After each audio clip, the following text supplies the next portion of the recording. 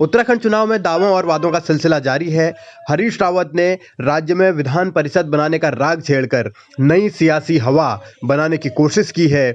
इस पर अब तमाम तरीके के सवाल खड़े हो रहे हैं, तो उनके प्रदेश अध्यक्ष यानी गणेश गोदियाल भी सवाल खड़े कर रहे हैं। हालांकि गोदियाल ने सवाल अपने विरोधियों पर यानी बीजेपी के कुछ नेताओं पर खड़े किए हैं और हरीश रावत जिस तरीके से लगातार राज्य के अलग अलग हिस्सों में जाकर अलग अलग बातें कर रहे हैं, अलग अलग घोषणाएं कर रहे हैं, तो गोदियाल ने हरीश रावत के इस बयान का भी समर्थन किया है।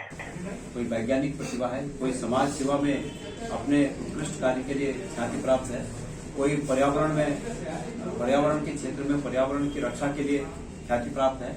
तो ऐसे महानुभावों को उत्तराखंड की विधानमंडल में स्थान मिले और वो अपने अनुभव और ज्ञान का फायदा पूरे उत्तराखंड को दे सके, पूरे देश को दे सके, ये जायज बात है।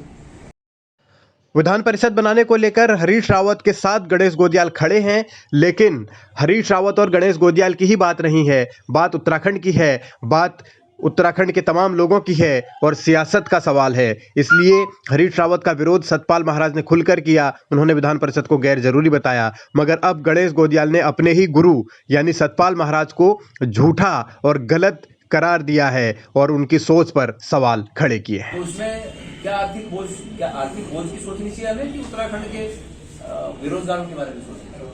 तो ये सोच का फर्क है। हमारे इसी मैनिफेस्टो में स्पष्ट रूप से पृष्ठ संख्या 17 पर लिखा है कि राज्य के जिन समुदाय को प्रतिनिधित्व नहीं मिल पाया हो, उनकी आवाज को विधानमंडल में उठाने हेतु विधान परिषद का गठन किया जाएगा। विधान परिषद में राज्य की कला तथा साहित्य के क्षेत्र में जुड़े लोगों, बुद्धिजीवियों, पिछड़ों, दलितों, अल्पसंख्यकों को नामित किया जाएगा, जिससे विधानमंडल में कांग्रेस की मूल नीति सत्ता में सबकी भागीदारी के अनुरूप सभी समुदायों को प्रतिनिधित्व मिल सके। स्पष्ट रूप से कहा गया। तो चूंकि ये उस समय का हमारा संकल्प पत्र है और उस समय इस संकल्प पत्र के साथ आज प्रश्न उठाने वाले लोग भी थे, तो या तो उस समय अगर वो इस बात को गलत कह रहे हैं तो या तो उस समय गलत थे, और अगर उस समय ये बात सही थी तो आज गलत है।